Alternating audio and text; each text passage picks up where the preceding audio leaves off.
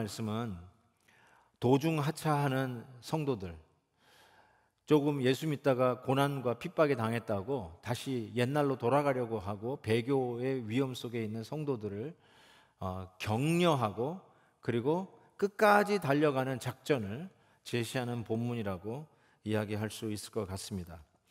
실은 이 출애굽한 백성들이 광야를 통과해서 가나안 땅으로 들어가는 요 그림이 오늘 이 시대를 이 마귀의 손에서 탈출하여 구원받고 저 천성을 향해서 오늘을 살아가는 우리 성도들하고 얼마나 흡사한지 모르겠습니다.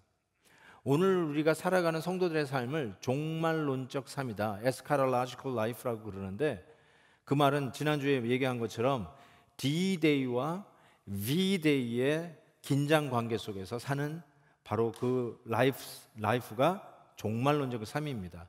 이미 그리스도 안에서 승리를 얻었지만 완전 승리 예수님의 재림을 기다리는 already not yet의 바로 이 긴장관계, 이 종말론적인 삶을 살아가는 것이 출애굽하여서 가나안 약속의 땅까지 가는 광야의 길을 살아가는 그 광야 백성과 어쩜 그렇게 똑같은지 모르겠습니다. 그러면서 뭐라고 이야기하냐면, 실은 출애굽한 그 백성들 중에 가나안 땅에 들어간 사람은 딱 두 사람인 걸 우리가 압니다. 출애굽했다고 전부 다 안식의 땅에 들어간 게 아니라 여호수아와 갈렙을 제외하고는 광야에서 태어난 백성들이 들어갔지, 출애굽한 백성이 가나안 땅, 약속의 땅 들어가지 못했던 것을 우리가 기억하는데, 히브리서 4장에 가보면 안식에 들어가기를 힘쓰라라고 권면합니다. 출애굽했다고 자동으로 안식의 땅에 들어가는 게 아니니까 안식에 들어가기를 힘쓰라. 지금 예수 믿고 구원받았다고 천국 가는 거, 자동으로 천국 간다고 생각하는데, 함부로 배교하거나 믿음의 길을 포기하면 쉽게 얘기해서 출애굽했다고 했다지만 안식의 땅에 못 들어가는 광야 백성하고 비슷하다는 것을 이야기하는 것이죠. 그러면서 최선을 다해서 끝까지 달려가서 안식의 땅에 들어가라는 것이죠. 광야 백성의 성향이 뭡니까?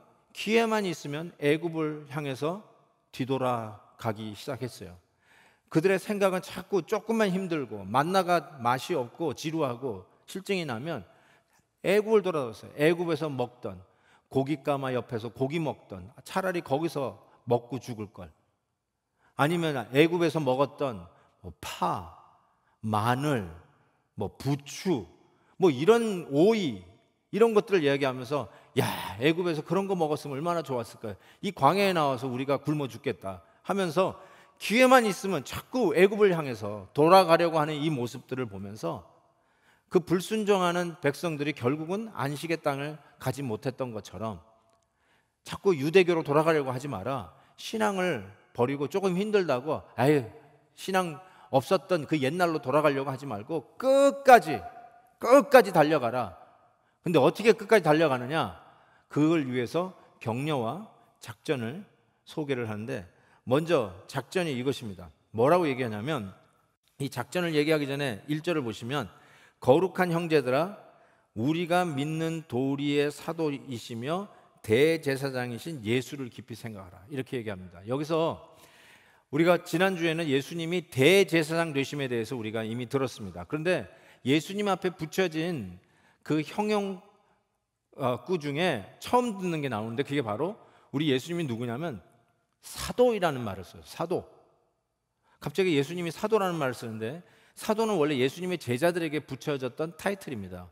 One and only, once for all. 딱 한 시대에, 사도는 딱 한 시대의 역할을 하는 자들인데, 예수님을 사도라고 부르면 안 돼. 여기서 사도라는 말은 타이틀이라기보다는 문자적인 의미로 해석하는 것이 맞다고 생각해요. 사도라는 말은, 아포스톨은 말 그대로 보냄을 받았다라는 뜻입니다. 하나님께서 사명을 가지고 보냄을 받은 자, 이걸 사도라고 하고 아포스톨이라고 이야기를 하죠. 예수님 역시 그 사명을 받아서 오신 분이다. 모세가 하나님의 사명을 받아서 이스라엘 백성들을 출애굽하여서 지금 인도하듯이 우리 주 예수 그리스도도 하나님 아버지의 사명을 받아서, 보냄을 받아서 우리를 구원해 내시고 천성을 향해서 이끌어가고 계시는 분이심을 이야기하고 있습니다. 여기서 믿는 도리의 사도시며 대제사장 이렇게 했는데, 이 믿는 도리라는 말이 이게 조금 이렇게 탁 마음에 와닿지 않는데요. 이 믿는 도리라는 말이 고백이라는 뜻이에요. 고백. 무슨 고백이냐면 신앙 고백. 사도신경이 우리의 신앙 고백 아니에요? 우리 사도신경으로 신앙 고백 하시겠습니다. 이렇게 하고 예배를 시작하는 건데, 우리의 믿는 그 신앙 고백 안에 교리가 담겨 있죠. 그러니까 믿는 도리, 교리가 있는데, 우리가 뭐라고 신앙 고백을 하냐면 예수님은 우리의 사도이시고 예수님은 우리의 대제사장인데 그 예수님을 깊이 생각하라, 그 뜻입니다. 믿는 도리, 우리가 믿는 고백은 예수님이 사도이시며 대제사장인데 그 예수님을 깊이 생각하라 라고 이야기하면서 격려를 먼저 시작하십니다. 먼저 그 격려를 좀 봤으면, 응원을 하는데 어떻게 응원을 하시냐면 이렇게 시작해요. 거룩한 형제들아 하고 이렇게 부르지 않습니까? 거룩한 형제들아. 제가 이것을 그냥 격려, 우리가 잘하시네요 라고 하는 그런 것도 격려겠지만 그냥 그 정도의 격려가 아닌 것 같아요. 최상급의 격려라고 생각이 듭니다. 구원은 배고픈 사람에게 밥 한 끼 사주는 게 구원이 아니라, 이렇게 표현하죠. 부모 없는 고아에게 밥 한 끼 사주는 것이 아니라 그 고아를 우리의 가족으로 입양해 드리는 게, 이게 구원이에요. 그래서 성령의 별명이 입양의 영이 아니에요. Spirit of Adoption. 그러니까 단순히 배고픈 사람 찾아다니면서 끼니 주는 거, 그것도 중요할 수 있지만 궁극적인 구원은 부모 없는 고아에게 부모가 되어주고 형제가 되어주는 그 가족을 붙여주는 것, 이게 구원의 그 포괄적인 의미라고 이야기할 수 있습니다. 그런 의미에서 우리가 원래는 영적인 고아들이에요. 부모가 없는 영적인 고아로 유리방황하는 우리들을, 우리 하나님께서 우리를 구원하여 주시는데 바로 하나님을 아버지라고 부르고 예수님을 향하여 brother, 그리고 예수님 우리를 향해서 동생이라고 부르게 부끄러워하지 않는 거룩한 하나님의 가족의 일원이 되게 하신 것, 그렇게 표현하고 있어요. 평안하고 행복한 가정 속에서 부모님의 귀한 교육을 받고 자란 분들에게는 이것이 큰 격려라고 와닿지는 않을지 모르지만, 그래도 가족 안에서 어려움을 겪었던 분들이 계시다면 하나님의 가족으로 입양되었다는 이 말은 엄청난 격려가 될 거라고 저는 생각합니다. 남편은 바꾸고 싶지는 않지만 시댁은 바꾸고 싶은 분 안 계세요? 네, 아마 있지 않겠어요? 그 시집살이 하는 게 도저히 견딜 수가 없어서 힘들어하는 며느리들의 그 울부짖음을 참 많이 듣습니다. 아내는 바꾸고 싶지 않지만 장인 장모님은 바꾸고 싶으신 분 안 계십니까? 딸 빼앗겼다고 그렇게 사위를 옥죄듯이 죄는 장인 장모님 앞에서 숨도 못 쉬고 있는 그 남자분들의 그 아픔을 생각하면 어떨 때는 시댁이든 처가댁이든 바꾸고 싶은 마음이 왜 없겠습니까? 행복하게 살아도 그런 연약한 한계가 있는 것을 우리가 알고 있죠. 근데 간혹 상담하다 보면 자기를 낳아주신 부모님인데도 자녀들에게 아주 못되게 한 부모님들이 있는 것을 압니다. 정말 거의 학대 수준을 받으면서 자랐던 그 자녀들의 그 아픔을 생각해 보면 정말 이 가족을 갈아야 되는 거 아닌가. 그것 때문에 오는 정신적인 스트레스와 눌림과 우울증과, 그것 때문에 다음 세대 자녀들도요 성격이 왜곡되어져 가지고 절단코 사람의 대인관계가 원만하지 않게 삐뚤어 자라가는 걸 보면 이 보통 일이 아닌 것 같아요. 이 가족이 정말 바꿔야 되겠다라는 생각을 갖는 사람들이 의외로 많다는 걸 생각해 볼 때, 그런 분들에게 오늘 이 메시지는 큰 격려가 될 것 같아요. 바꾸고 싶은 가족, 정말 다 바꿔버리고 싶다라고 한다면 여러분은 새 가족으로 입양된 형제들로 우리 하나님이 부르셨다고 하는 이 사실이 얼마나 격려가 되겠어요. 야, 내가 이제 새 가정을 가졌어. 하나님을 아버지라고 부르게 됐어. 나는 이제 너무나 좋은 오빠가 생겼어. 자매님도 지금 3주째 계속 오빠 얘기가 나오는데, 나는 큰형님이 생겼어. 와, 어디 이런 복이 다 있지? 그것만 생각해 보세요. 그것이 엄청난 격려가 되었을 거라는 생각을 해봅니다. 그런데 한 가지 더 기억할 것은, 우리가 단순히 그 가족의 일원이 되어서 예수님이 우리를 brothers, sisters, 형제라고 부르는 정도가 아니라, 그 앞에 있는 이 격려말 보세요. 우리가 보통 가족이 아니라 거룩한 형제들이라고 이야기를 합니다. 거룩하다. We are holy brothers and sisters. 이 말 우리가 실은 잘 안 쓰는 말이잖아요. 뭐 목사님한테도 뭐 김 목사님 그러지, 거룩한 김 목사님 뭐 이런 말 안 쓰잖아요. 그런데 우리에게 하나님께서 붙여주신 게 그냥 나타 보니까 그냥 형제 된 게 아니라 거룩한 형제들로 우리를 삼아주셨다고 이야기를 하십니다. 베드로전서 2장에서는 우리를 이렇게 얘기하죠. 너희는 택하신 족속이요, 왕같은 제사장들이요, 거룩한 나라요, 그의 소유된 백성이니 이는 너희를 어두운 데서 불러내어 그의 기이한 빛에 들어가게 하시니 아름다운 덕을 선전하게 하려 하십니다. 우리가 보통 사람이 아니라 택하신 족속이요, 왕같은 제사장이요, 거룩한 나라라고 얘기하지 않습니까? 근데 이 엄청난 격려와 더불어 한 가지 우리가 깨닫는 것은, 우리가 거룩한 가족이기 때문에 가족의 일원으로서 해야 할 마땅한 책임이 있다는 거예요. 율법적인 책임이 아니라 가족이기 때문에 자연스럽게 나오는 건강한 책임 의식이 있는 것이죠. 자, 어떻게 하면은 그러면 한 가족이 되는가? 뭐 우리 교회는 뭐 등록하면은 베델 가족이 되는가? 오늘 바울이 얘기하는 우리가 어떻게 하나님의 가족으로 한 형제요, 한 자매라고 이야기할 수 있는가? 1절에 보면 이렇게 돼 있어요. 함께 하늘의 부르심을 받은 거룩한 형제들아, 이렇게 얘기했습니다. 우리를 하나로 묶는 딱 one common denominator, 하나가 있는데 그게 뭐냐면 하늘의 부름을 받은 자들이에요. 우리가 이걸로 우리 안에 있는 모든 차이점은 상쇄됩니다. 우리는 우리의 서로의 다름 가지고 편가르게 하는데 익숙하잖아요. 얼굴 피부 색깔이 다르면 피부 색깔이 다른 대로, 언어가 다르면 언어가 다른 대로, 사는 지역이 다르면 지역이 다르고, 나온 학교대로, 나이별로, 요즘은 이제 세대 간 이런 것으로 사람들은 나누는데, 하나님의 자녀는 뭘로 하느냐? 하늘의 부르심을 받은 걸로 우리 안에 있는 수많은 차이점을 전부 다 상쇄시키고, 그거 하나로 여러분이 백인이든지 흑인이든지 황인이든지 그린이든지 옐로든지 레드든지 it doesn't matter. 우리는 하늘의 부르심을 받은 그거 하나로 우리는 하나님의 가족이에요.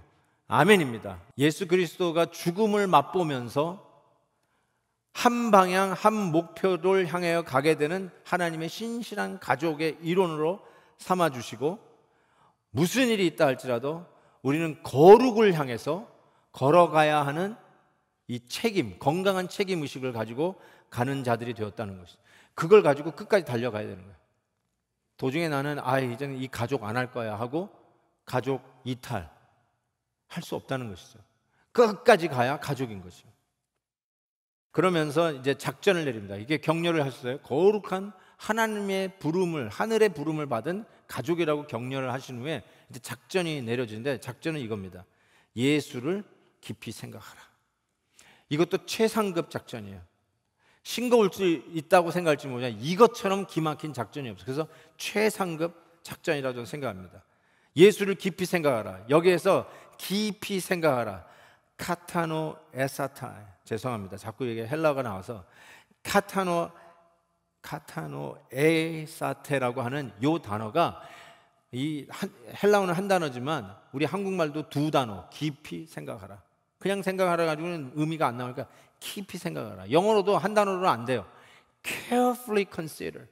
심지어는 영어 세 단어로 fix your thought. fix your thought. 여러분의 생각을 고정, zero in, 한 곳을 향해서 집중, 하라고 이야기하는 것이죠. 저는 이거를 여러분의 모든 삶을 한 곳으로 총동원하는 센터링이라고 이야기하고 싶어요. 센터링. 예수를 깊이 생각하라는 말은 여러분의 모든 시간과 기회를 전부 예수님을 향해서 센터링 하라는 거예요. 여러분의 비즈니스 구상, 예수님을 향해서 센터링 하라는 거예요. 여러분의 자녀 교육, 예수님을 향해서 센터링 하라는 것입니다. 코로나 이후 여러분이 어떤 일을 할 것인가, 예수님을 향해서 센터링 하라는 뜻입니다. 여러분이 어떤 마음으로 투자를 할 것인가, 여러분의 뮤추얼 펀드를 어떻게 할 것인가, 여러분의 은퇴 후의 계획은 어떻게 할 것인가, 전부 다 집중해서 예수님을 향해서 센터링, 예수를 깊이 생각하라, 센터링 하라는 뜻이에요. 이 모든 것들을 예수님을 향하여 지로인하면 역전승의 삶을 살아가고 도중하차하거나 옛날 애굽으로 돌아가고 애굽 삶이 좋았었어 하고 옛날 모습, 믿지 않았던 옛날 모습으로 돌아가는 것이 아니라 예수 안에서 거룩한 가정으로 부름을 받은 저 천성을 향하여 끝까지 달려가는 것. 출애굽 백성이 2사람뿐이 못 들어갔다는 걸 상기시키면서 안식에 들어가기 힘써야 되는데 어떻게 들어가느냐? 작전, 예수를 깊이 생각하라. 예수 그리스도의 보혈로 씻음받아 하나님의 거룩한 가정으로 입양한 우리 하나님께서 돌보지 않겠냐. 가만히 생각해 보니까 이전에 생각하지 못했던 새로운 시각이 열리고, 막다른 골목 같았는데 그 막다른 골목에서 새로운 길을 여시고, 홍해가 앞을 가리고 막고 있는데 홍해가 갈라지면서 바다에 길을 내시는 그 하나님의 시야가 다시 들어오게 하면서 절망이 희망과 소망으로 바뀌는 것을 체험하게 되는 것이죠. 코로나 이후에 우리는 어떻게 살아갈 것인가? 엄청난 비즈니스의 데미지가 있고 설상가상으로 폭동까지 일어나서 우리의 정말 비즈니스 현장에 큰 타격을 입은 우리 성도님들 생각하면 너무나 마음이 무너집니다. 과연 내일이 우리에게 있을까? 근심, 염려, 걱정이 우리를 공격할 때 뭐를 하라고 하냐면 바로 카타 노 에사테, 이거 하라는 거야. 예수를 깊이 생각하라.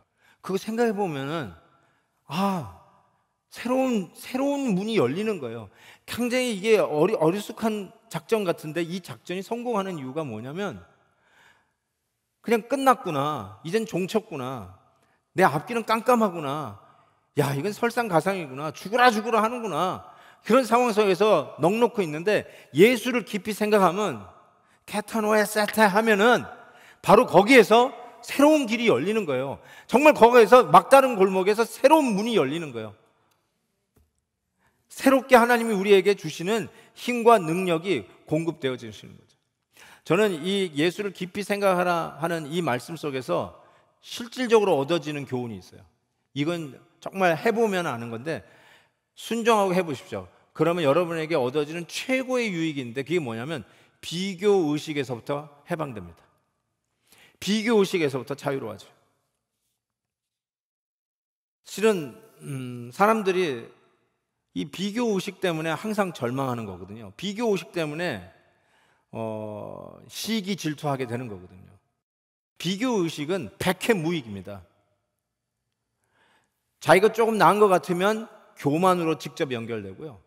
자기가 내가 비교하는 라이벌과 비교해봐서 제가 못하면 열등감, 우울증으로 빠지거든요. 비교의식은 정말 백해무익한 겁니다. 근데 예수를 깊이 생각하고 모든 면에 전부 다 예수님에게 센터링 하기 시작하면 비교의식, 솔직히 할 시간도 없고요, 비교의식에서 오는 모든 유혹에서부터 자유로워지는 자기 자신을 발견합니다. 코로나 이후와 이전이 달라진다고 하잖아요. 제가 지난 3주 동안도 칼럼을 AC, BC, AC, Before Corona, After Corona 한 칼럼을 쓰기는 했지만 코로나 이후에는 옛날로 돌아가지 않는다고 그러잖아요. 그래서 뭐 뉴 노멀이라는 말도 신조어로 쓰고 있는데 제가 한 시사 프로그램에서 요즘 뜨고 있는 아주대 심리학과 교수인 김경일 교수가 포스트 코로나 행복의 척도가 바뀐다고 하는 그런 제목으로 강의하는 걸 이렇게 들어봤는데 굉장히 흥미로웠어요. 이게 그렇게 변할 수 있겠구나. 코로나 이전에는 컨택 문화잖아요. 서로 만나고 예배도 이렇게 꽉 차서 예배 드리는 그 기쁨이 있었는데 이 코로나에 딱 걸리니까 전부 다 코런틴 돼가지고 자가격리 됐잖아요. 그리고 사람을 만나지 못하게 되네요. 지금도 여러분도 지금 뭐 아주 한산하고 마스크 쓰고 있고 악수도 못하고 허그도 못하고. 예. 그런데 이 코로나 때문에 어떤 게 변했냐면 옛날에는 만날 때는 자동적으로 생기는 게 비교의식이라는 거예요. 할 수 없대요. 만나면 비교의식이 생기는 거예요. 그럼 가만히 생각하면 그런 것 같아요. 자매님들 만나면 이 옷이 이쁜데 어디서 이 옷 샀냐부터 시작해서 머리는 어디서 말았냐고 얘기를 하면서부터 오늘 머리가 길어네. 미장원 안 간지가 꽤 오래됐구나. 그 얘기 하잖아요. 만나면. 비교하는 거 눈에 보이는 거예요. 뭐 보석을 했으면 보석이 어울린다는 거 얘기를 하게 돼 있지 않습니까? 그런데 코로나 시대에 딱 들어오니까 그거 할 시간이 없는 거야. 아니 그거 안 보이는 거예요. 줌으로 봤는데 줌으로 하면은 가장 미니멈으로 하실 거 아니에요. 지금도 마스크 쓰고 있기에 마스크 뒤에 숨어 있는 쌩얼의 모습이 어떨까 참 궁금하기도 합니다. 그렇지만 가만히 생각해 보십시오. 줌으로 만나도 얼굴만 나오니까 눈썹 그리고 립스틱 바르면 되잖아요. 뭐 반바지를 입고 있는지 파자마를 입고 있는지 who cares? 굉장히 자연스러워지는 거예요. 그러면서 자기가 편하고 자기 좋아하는 거를 하는데 익숙해지고 그게 좋은 거예요. 그게 편한 거예요. 그런데 그거는 극단적인 이기주의로 갈 수 있는 위험인데 정말 그러면 행복한 게 뭐냐? 옛날엔 남하고 비교해서 내가 우월감을 느끼는 게 행복한 척도라면 그래서 남이 사는 집보다 더 큰 집, 남이 타고 다니는 자동차보다 더 좋은 자동차, 남의 남편보다 더 멋진 내 남편 이거 비교하면서 그 재미로 살아가다가 코로나 때문에 이제 그거 자랑할 수가 없잖아요. 그럼 뭐냐? 자기가 좋아하는 걸 하는 거예요. 자기가 정말 행복해 느끼는 한데 그걸로만 끝나는 게 아니라 내가 좋아하는 걸 하는데 이게 남에게 도움이 되는 걸 알 때 보람을 느낀대요. 이 보람으로 행복을 척도하는 시대가 될 것이다. 비교의식으로 우월감을 가지고 행복을 척도하는 게 아니라 내가 좋아하는 일을 하는데 내 좋아하는 일이 남에게 도움이 되는 걸 확인하면서 보람을 찾는 행복의 척도가 될 것이다 라고 하면서 재미나는 단어를 썼어요. 그게 뭐냐면 우리가 같이 모였을 때는 인정투쟁의 삶 속에서 산다는 거예요. 인정투쟁. 그게 바로 서로 비교의식 속에서 내가 너보다 낫다는 걸 증명하려고 싸우는 struggle for recognition.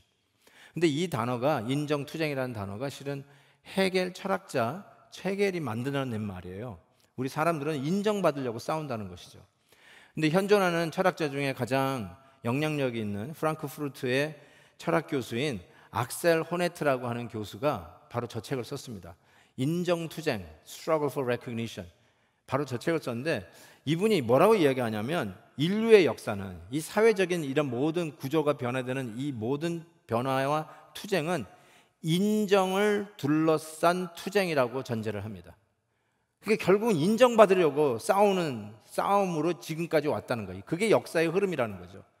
이번에 조지 플로이드 사건도 결국은 인정투쟁이죠. 흑인으로서 한 인간으로서 존엄함과 그 인격이 존중받아야 되는데 무시당했거든요. 그 무시당했을 때 결국은 어떤 인정투쟁을 하게 되냐면 우리 식으로 얘기하면 데모를 하는 거죠. 권기에서 일어나는 거죠. 봉기할 수 있는 동기부여가 생기는 거예요. 그래서 미국 전역에서 이러한 시위가 일어나는 것이 아닙니까? 그런데 이것이 사회적 규범 안에서 일어나야 되는데 소위 평화적 시위로 해야 되는데 무시당하면 도덕적 규범 밖으로 벗어나는 것이 정당화되기 시작한다는 거예요. 그것이 바로 약탈의 모습이죠. 나의 울분을 토하기 위해서 일어났는데 그 울분, 여태까지 당했던 무시당함을 합리화 혹은 정당화하기 위해서 아무 가게나 들어가서 약탈하는 것을 합리화하는, 그걸로 해소하는 이것으로 이 인류의 역사는 얼룩져 있다라고 이야기하는데 굉장히 설득력 있는 말이에요. 사랑하는 성도 여러분, 비교의식은 백해무익입니다. 오직 예수 그리스도 안에서 나 같은 죄인을 하나님의 가족으로 입양시키는 것으로 우리는 더 이상 받을 인정이 필요 없는 사람이 되었죠. 더 이상 인정 투쟁을 위해서 목숨 걸 이유가 없고, 내가 무시당했다고 해서 남의 것을 약탈할 이유도 없는, 우리 주님께서 나를 인정해 주신 그거 하나로 충분한 구원의 기쁨으로 하나님의 가족됨의 건강한 책임의식으로 살아가는 자들, 바로 그게 우리들이라고 이야기하는 것이죠. 그러면서 예수 그리스도를 깊이 생각하라고 그러면서 어떤 예수를 생각하라고 그러냐면, 요거 말씀만 하고 마칩니다. 5절에 이렇게 얘기했어요. 모세는 장래에 말할 것을 증언하기 위하여 하나님의 온 집에서 종으로 신실하였다라고 얘기합니다. 이 말이 상당히 좀 애매모호할 수도 있는데, 모세는, 즉 모세가 어디서 얘기해요? 모세 오경, 창세기, 출애굽기, 레위기, 민수기, 신명기, 이 모세 오경이 모세가 쓴 거니까 모세 오경, 좀 더 확대하면 구약. 여기서 뭘 하냐면 장래에 말할 것을 얘기했다는 거예요. 장래에 말할 것이 무엇이냐면 예수 그리스도께서 이루실 거를 모세는 얘기했다는 거예요.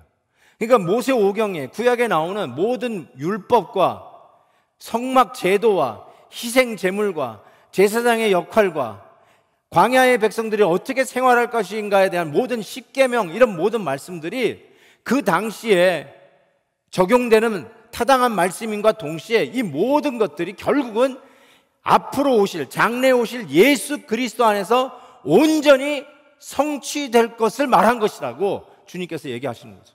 그게 바로 히브리서 저자가 얘기하는 거예요. 너희들이 모세하고 구약의 인물 중에 최고라고 하면서 모세가 그 전달해 준 율법을 정말 하늘같이 생각하는데, 모세보다 월등하신 예수 그리스도, 그분이 바로 모세가 앞으로는 이런 일이 있을 거고 앞으로 그분에 의해서 이루어질 거라고 적어놓은 그것이 우리 예수 그리스도가 이미 완성한 일이다. 이미 우리가 그리스도 안에서 누리는 것들이다. 지금 그 얘기하고 있는 것이죠. 예수를 깊이 생각하라. 예수를 끝까지 생각하라. 모든 삶의 영역을 전부 다 예수님을 향해서 센터링해라.